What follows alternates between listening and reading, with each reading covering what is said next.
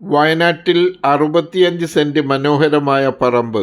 മേപ്പാടി വടുവഞ്ചാൽ റോഡിൽ നിന്നും 1 കിലോമീറ്റർ ദൂരം. ചുറ്റിലും മലകളുടെ അതിമനോഹര വ്യൂ.